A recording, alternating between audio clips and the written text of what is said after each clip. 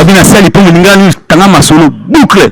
Au lendemain de la signature entre le Rwanda et la République démocratique du Congo, le matériel militaire quitte déjà la ville de Goma vers le Rwanda. Qu'est-ce qui se passe na minute yo?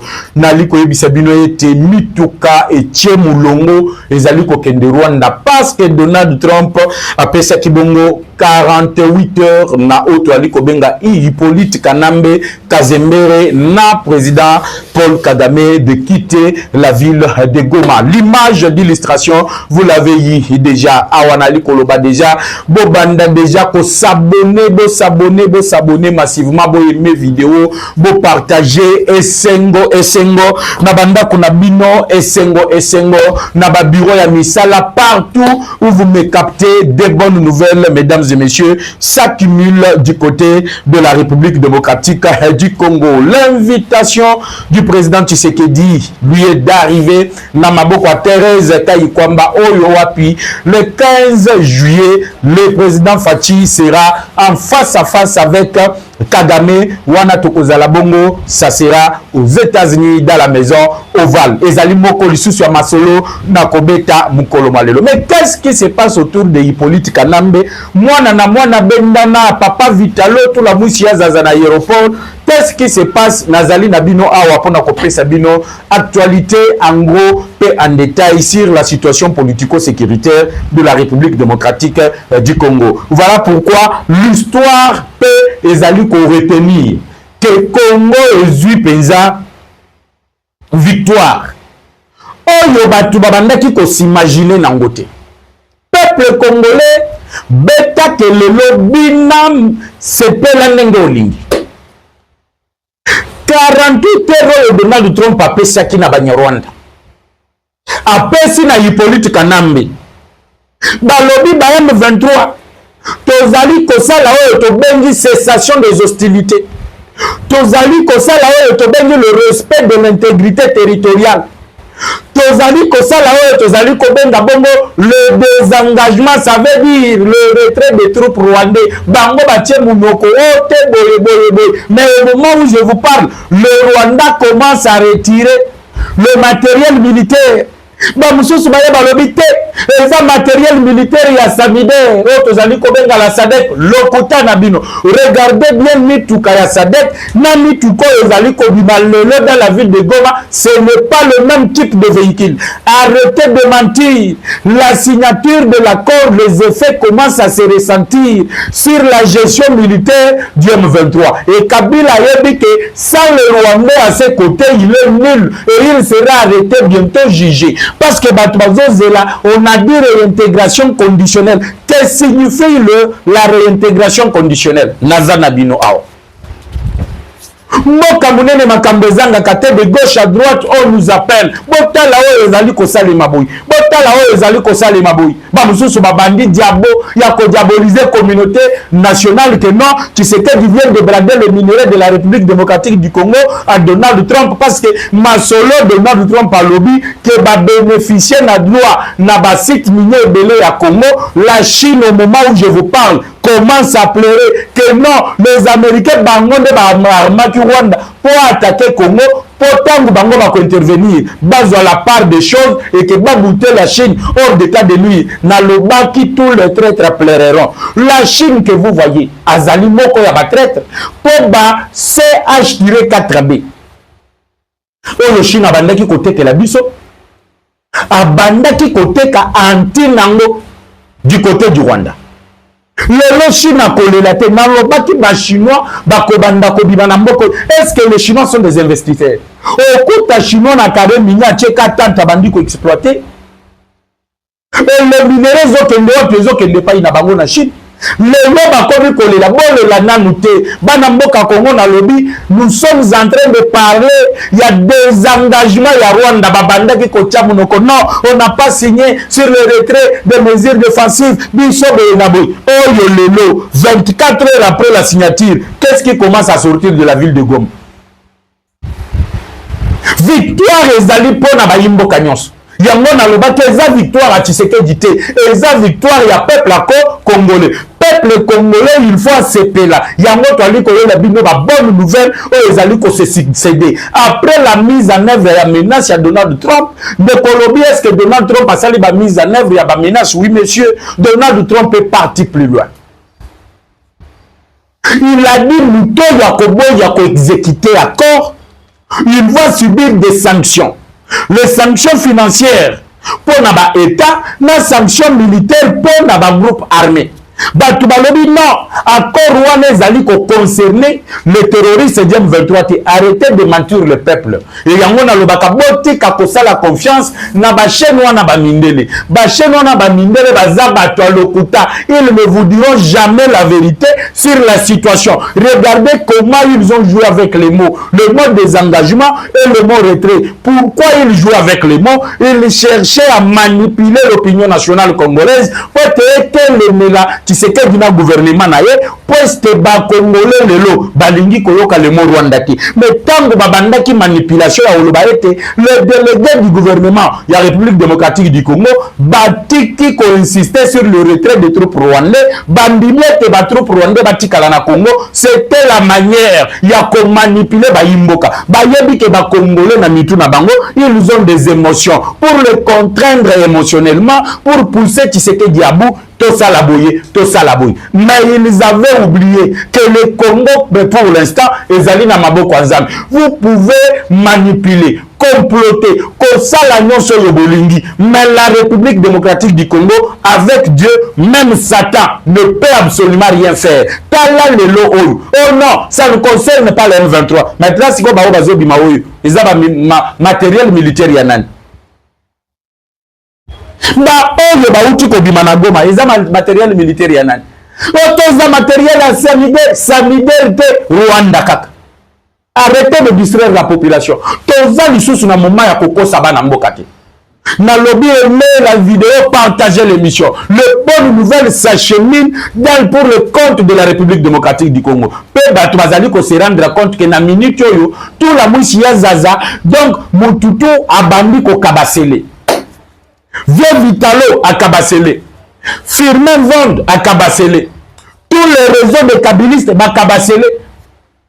Comment voulez-vous que dans un pays comme le nôtre, on peut nous infiltrer na niveau de sécurité, infiltrer na niveau judiciaire, infiltrer na niveau législatif, jusqu'à la présidence de la République, les infiltrés sont là. Voilà pourquoi Nanga était confiant quand il vous disait que même na Oya, Tozali na Batuna, Bazali na Batuna Bango, la défenestration de toute cette infiltration, c'est ce qui crée la panique totale. Parce que du côté du Rwanda, Babanda qui faut s'attendre, comme Paul Kagame a boya qui a signé le CONOPS, concept d'opération, succession de la procédure, il y a retour, il y a paix durable dans la région des Grands Lacs. Kagame a boya qui a signé parce que le gouvernement congolais n'a pas voulu obtempérer à la demande de Kagame de réintégrer, de faire le brassage et le mixage. Et au niveau interne, ils ont eu les relais. Le relais qu'ils ont eu au niveau interne, ils ont dit qu'il y a vieux Vitalo,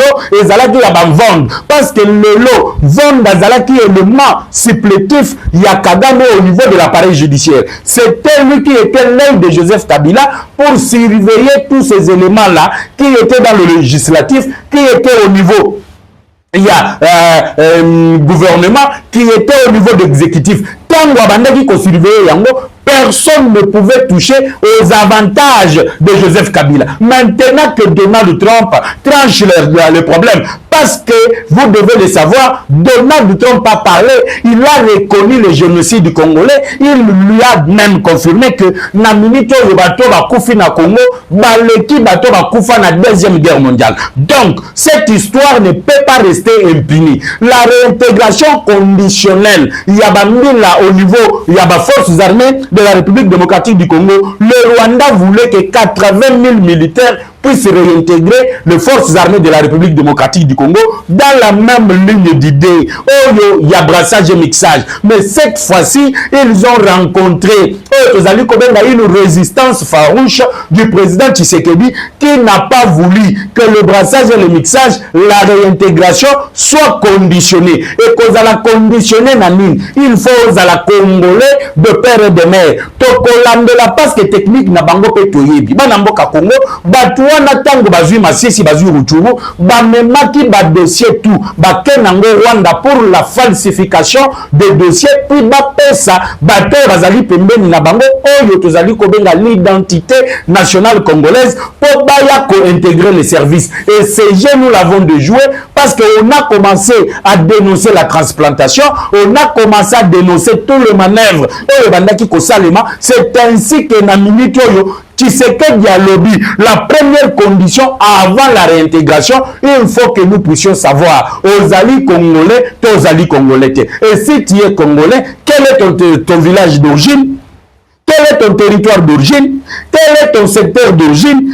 Quel est les districts? Parce que même si district a existé, les sous-étés, tokozonga na ba district pour te réellement si tu es congolais ou pas. Et nous allons te demander ton grand-père azalaki originaire Yawat, ton arrière-grand-père akozala originaire Yawat, qui a fait l'académie militaire ou pas. Parce que koki kozala mutu balokoti kaka boye, baye na yo na armée, tu ne connais absolument rien. Oh, ezali kota la formation militaire. Et ça, c'est ce qui a bouleversé Paul Kagame, c'est tout ce qui a fait que Kagame akima Luanda, akima Nairobi, akima Doha. Parce que du côté de Doha, batu bazoko sabatu na opinion nationale dans les réseaux sociaux pour dire que non, l'histoire du M23 serait traité à Doha, ezali le kuta bana mboka Congo.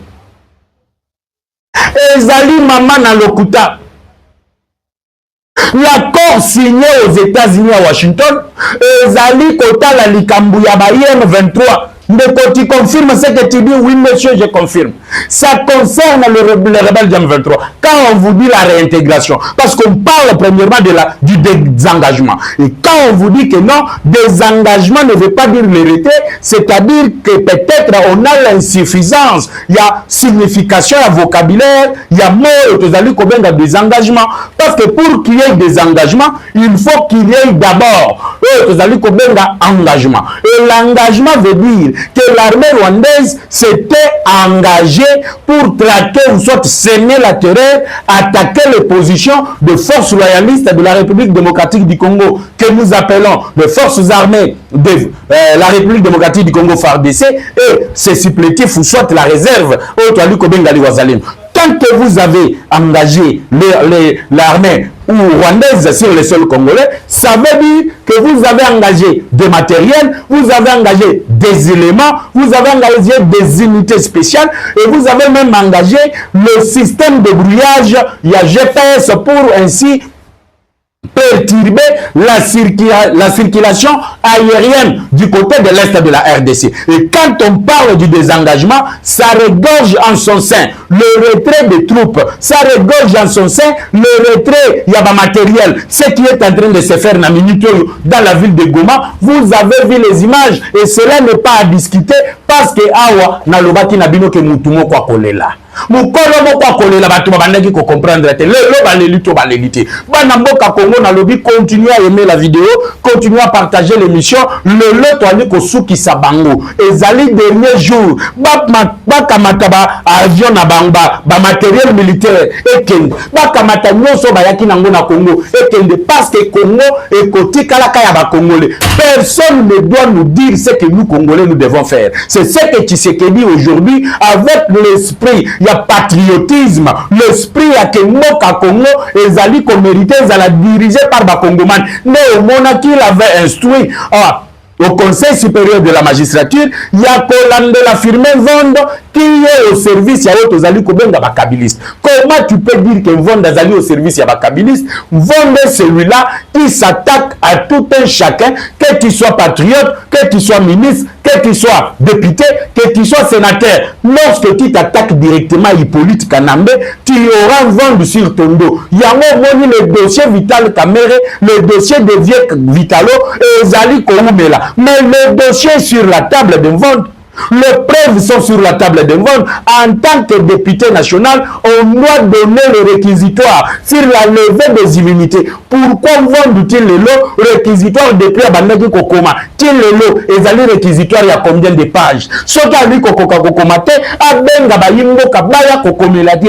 Parce que les Congolais, ils d'accord, ils na posé à comment la licence, vieux Vitalo, Azala na présidence de l'Assemblée nationale. Hier, il a voulu fuir dans le niveau à l'aéroport international d'Indjili. Il a été intercepté parce qu'il a l'interdiction totale de quitter la République démocratique du Congo. Et quand le chef de l'État ayant entendu que Moutouana a mobilisé 8 millions pour corrompre le juge au niveau de la Cour constitutionnelle, na Oyebandaki Kotala Maponami, il y a un nouveau président de la Cour constitutionnelle, tout en sachant que le nouveau président, Yende Moutouakoza, la président du Conseil supérieur de la magistrature, il voulait avoir le contrôle de l'appareil judiciaire. Parce que le premier échec qu'ils ont subi, c'était le rejet de Dieudonné Kamouleta ya kobo la corruption na kao ebandaki kotala matata mponi. Yango monaki Kamere au niveau de l'Assemblée nationale, il ne faisait que le retour. Abandaki kozonga kaka na makambo matata mponi. Mais la célérité avec laquelle il a traité le Kamutamba, cela a montré à la face du monde qu'il était en train de protéger le député national Otwali Kobenga Augustin Matata Mponi. Mokonzi, quand il a appris que Kamere a même mis la pression sur Thérèse Kayikwamba, menaçant Kayikwamba que Soki va signer accord, Yondengo Zali Boyoko Bimate. Nous allons te chasser du gouvernement. Qui est Kamere? Ote avec Otozali Kobenga, soit créé le Komoko, il y a des députés nationaux avant que Maponami, il y a président de l'Assemblée nationale et Salem. Ils vont faire Otozali Kobenga motion, question orale vers la ministre pourquoi l'accord n'est pas passé au niveau de l'Assemblée nationale. Est-ce que Bomoni d'abord échec à Liboso, donc déclare et place et bandela qui a Joseph Kabila Hippolyte Kanambe et bandela qui wan baye bakite ni nezalaki na kati accord to il faut le canan awa to ya ko valider yango. Vous allez valider ça en tant que qui yo ozali nan. L'histoire retiendra que lelo bakoyi kao, nous sommes en train de le faire tomber. Banamboka Congo, partagez l'émission, aimez la vidéo et sengote Lwaka Nyingidi vieux Vitalo Katu Hippolyte Kanambe na Katu Polo, trouble total au Rwanda. L'accord sème la terreur. Pour Mabango, Olivier Ndourimi a l'obité, Bisopoto, Sala et l'accord, il faut Kinshasa et traquer dans le FDLR. Motuna, Bino, la troupe na Bino, Ezalina Nord, Ezalina Sud qui. Combien de FDLR avez-vous déjà traqué? Combien de FDLR avez-vous déjà arrêté? Quel est l'eau? Aucune réponse. Mais vous venez exiger ça ici et Ezali leur façon. Comme d'habitude, il y a Odiem Belawana. Mais cette fois-ci, ils ont rencontré l'héroïne de la République. Nabeti Maboko, bravo Maman Thérèse Kayikwamba. Tu es une femme courageuse que Donald Trump a regardé et il a dit, Madame, je sais comment parler de vous. Tu es amoureuse de ton pays. Tu aimes trop ton pays. On n'aime pas le pays comme ça. Mais on espère que cet accord sera mis en place. Pour ceux qui accord, mon parti est respecté à moté, il subira les sanctions des Américains, notamment sur le plan militaire. Ça veut dire quoi? M23, ceux qui va se retirer, il allait subir la frappe plus que jamais au Yeleki na niveau ya Iran. Nde omoni bango nyonso baye mbangu babandi kobimisa moko na moko ya bamituka ya armée rwandaise oyo bakotaki nango dans la ville de Goma. Les matériels militaires sont en train de sortir. Yango toali koloba, la victoire elle appartient au peuple, à la communauté congolaise partout où vous retrouver à ce net instant. Yango na lobi to sepela elongo parce que Congo ezali Congo ya ba Congomani et non pas le Congo ya ba venturier oyo tozali kobenga ba Hippolyte Kanambe ba Corneille Nangaa na minute Nangaa vertige ke ezongi. Hippolyte Kanambe vertige ke ezongi. Ba yebije qui doit quitter Goma. L'M23 doit se retirer. bozonga bisika bozalaki. Et rappelez-vous na lobaki na bino na message oyo bintu keita alobelaki bango ayebisaki bango ni vous devez vous retirer de là où vous êtes pour partir là où vous vous retrouvez avant que vous puissiez attaquer les positions de FARDC. Et là nous allons désarmer dans Willy Ngoma, monsieur Quickly, qui se rappelle de ce que Willy Ngoma avait fait aux mercenaires roumains avant leur rentrée chez eux. Tokosala ye yango yaye kozala filmer parce que belé na kati na bango wana si zali condamné na peine de mort et le tribunal ya justice na biso militaire et randaki sur le procès nanga et consort pour na baoyo bazali condamné ils vont subir donc bakozala ils seront condamnés amenés en prison pour que purger la peine oyo déjà basi bakatela ki bango. C'est là que nanga otozali kobenga ba tampon et bimiye na elongi. Il commence à graisser les dents. Entre-temps, Hippolyte Kanambe Moutoko sakiye que ba prêtre de l'église catholique tolebisi bango ba kendeluke la biso dialogue oyo toko participer pour tozonga sur la scène politique. Ba prêtre de l'église catholique wana ba kekuna facha lobby bato ba ko participer ba kozala bato ba ko condamner l'agression rwandaise. Tala fikolo na filoyo tozali nango lelo. Le paramètre politique, le dessous des cartes tozali nango lelo. Est-ce que Kabila sera en mesure de condamner le Rwanda? Est-ce que Bissimo sera en mesure de condamner le Rwanda? Ok, biloko wana totali yangote. Bicho, l'Alliance du fleuve Congo, ces histoires-là ne nous regardent pas. Mais les Américains vous disent de vous désengager. Les États-Unis vous disent il y a que ça là-haut tozali kobenga le retrait. Tandanga agresser da pour na nini po balobi l'amnistie n'existe pas. Ngaya wana kufi. Tous mes biens sont bloqués. Moi si na bana bloqué. Soki baboy amnistie na usuka wapi. C'est ça maintenant le problème qui se pose na minute. Pour Kagame Ali Kokoka Lissousté, le même Amérique, on lui appelle ce qui est Mandouk, va agresser la RDC en 1996. C'est le même Amérique qui lui dit stop, tu n'as plus encore le droit. Militairement. Et vous pensez que Kagame aura au moins le courage d'affronter les États-Unis?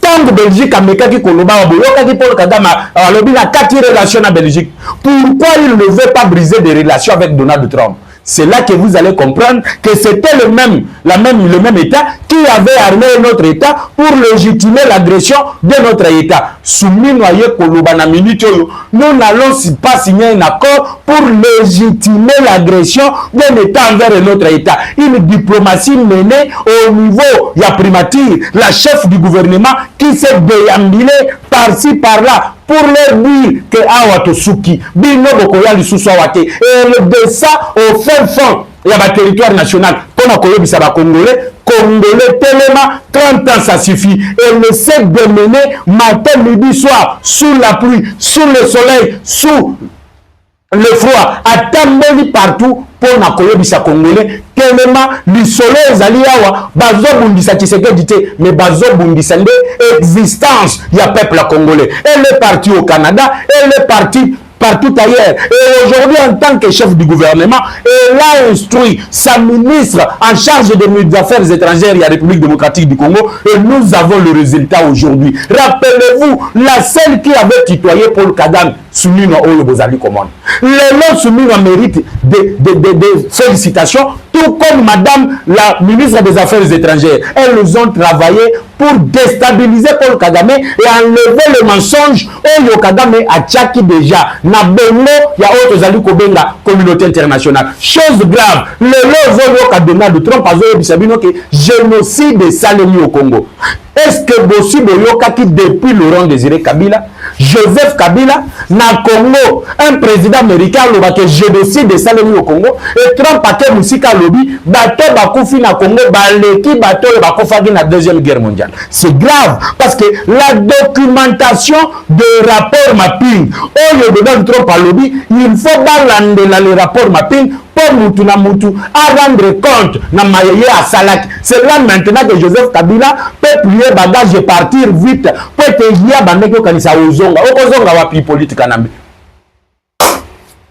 ndoki soki tozwa bandoki na Congo mutu aleki politique nambe na kindoki azalite mutu ya bomi ba congolais anyokoli ba congolais lelo économie na biso za na maboko ba chinois économie na biso za na maboko ba indien grâce à politique nambe il a pris l'économie congolais a commis yango ya ba expatrié. J'ai aussi dit tokoki koloba que Joseph Kabila mais bato yo baye qu'est-ce qu'ils ont fait? Qui est ce Congolais qui peut concurrencer un expatrié dans n'importe quel domaine? Ça n'existe pas. Ça veut dire que chacun, sa conscience doit s'éveiller. On doit commencer à dire la vérité à tous ces ministres-là. Le malheur est en train de s'abattre sur les politiques. Le malheur est en train de s'abattre sur Paul Kagame qui commence à retirer ces choses. Peut-être s'attaquer sikoyo na batoto kotikala na bango parce que ba terroriste belé bazaka bao bazana M23 t. Nous avons de plus grands terroristes au gouvernement. Nous avons de plus grands terroristes dans le gouvernement. Nous avons de plus grands terroristes dans l'Assemblée nationale et aussi de plus grands terroristes na chaîne ya commandement et armée. Le Tozana Isengo, il y a quoi applaudir, d'accord? Je ne vais pas entrer dans l'histoire. Il y a Botala Général Boy, Botala Lieutenant Boy. Le Tozana Isengo, il y a Kokumi Samoko Zamboka, na diplomatie, na gouvernement, na dirigé par Madame la Première ministre Judith Suminwa. Tozana Katia Isengo, Tozana Katia Kosepela. Yango Bayimboka Congo, partager l'émission, que chacun se prononce et sengote et sengote. Bolanda discours, Yabato Balingi Babebisa, victoire, Pesengwa Bayimboka Te. Parce qu'ils viendront toujours avec un discours démagogue pour vous dire que Awa et Zalaki Bongote, Kuna Basigné Boye, Awa Tshisekedi Yakosa Kibino. Jean Kambé l'accord clair. Accord clair. Vous avez suivi l'accord, c'était en anglais. Totali anglais, ceux qui te tiennent na chaîne, ba congolais belé ba yebi anglais te. Bisomokoto ya ko expliquer ba namboka Congo. Les Américains reconnaissent qu'il y a eu génocide. Les Américains reconnaissent qu'il y a eu plus de 28 millions de morts en République démocratique du Congo. Et l'histoire est en train de changer et les Kabassènes sont en train de tomber. Tous ceux qui s'étaient complotés contre la République démocratique du Congo sont en train de tomber et l'histoire retiendra que Fati Béton a ôté Kalakaka Fati et la République lui en serait reconnaissant. Attends le bilelo que je ne vais pas aller au-delà de 2028. En 2028, je vais laisser peuple à Kolobate, Yemuto Silisiger, sans que l'issassie bêta, n'a biki ya pamba, n'a papier, qui a bouché le canot, au bandaki kobeta matin, midi, soir, Zala Kakawana. Mais le peuple a quand même retiendra que Tshisekedi a mis fin à tout ce que Kagame avait préparé pendant 30 ans et dans 6 ans, Tshisekedi a tout renversé. Tshisekedi a tout renversé. Peuple congolais. Ngonga ya ngoro ya koapuye bana mboka ya kosimba na loboko koyeba ke awa tozali biso na biso mboko yo nde loko le plus cher oyo tozali nango et nous devons nous éviter des querelles inutiles. Nous devons nous éviter makambo keno oyo alobi boye pona minute oyo munguna koluka esprit à division, le discours de la division. Je félicite Martin Fayulu pour le patriotisme ya ko soutenir les avantages de l'accord parce que tu as dit qu'en relation internationale c'est les intérêts qui comptent et l'intérêt de la RDC c'est quoi? Premièrement la paix, protéger le peuple et deuxièmement faire bénéficier au peuple l'avantage de richesses que nous avons et ces richesses nous allons le faire bénéficier au peuple comment? En installant des usines d'exploitation de raffinerie et les Congolais auront ce que nous appelons les emplois locaux. Chacun saura comment subvenir à ses besoins. Et personne n'aura besoin d'aller en France, personne n'aura besoin d'aller en Belgique. Et d'ailleurs, les Congolais, ils se verront dans l'obligation de rentrer dans leur pays parce que Mboka Nabango Zali offrir maintenant l'offre d'emploi qui est meilleure qu'on est quand même France. Parce que la France là, moi mon le côté, le Congo est cocu qu'on vient en France. J'avais dit que Congo, il faut que ta relation à France. Emmanuel Macron a dit qu'on réagir pour féliciter Donald Trump na Foria Sali pour que Kinaezonga entre Rwanda et RDC. Quand le Congo avait besoin de la France, France, ton monde qui réaction a été, tu étais pour ton petit, moi na yo abitinda Rwanda. Tala le lomenge bokoi, yo na Rwanda. Tala le lomenge bokoi, yo na Rwanda. Na lobaki boti kabango bakende bakozala bloqué quelque part baza bloqué to bazali bloqué te bana mboka Congo. L'histoire est en train de s'écrire sous votre yeux et ayez le courage et l'audace d'entrer dans l'histoire et d'écrire ensemble l'histoire avec le reste des Congolais parce que c'est la victoire ya bana mboka, parce que c'est la victoire de tout un chacun de nous, c'est la victoire ya peuple congolais mobimba sur le Rwanda et sur le régime sanguinaire de Kagame qui d'ailleurs est en train de regretter qu'il fallait ma proposition à Fati en 2019 que de venir subir le ridicule Abaoutou ko subir na minute. Voilà pourquoi Banamboka Congo na sengi bino surtout là où besoin ya ko aimer vidéo, ko partager émission, abonnez-vous massivement pour ne rien rater sur la situation politico-sécuritaire de la République démocratique du Congo. Que la paix quitte nos esprits et que Dieu bénisse la République démocratique du Congo. Quant à moi, je vous retrouve tout à l'heure. Ciao.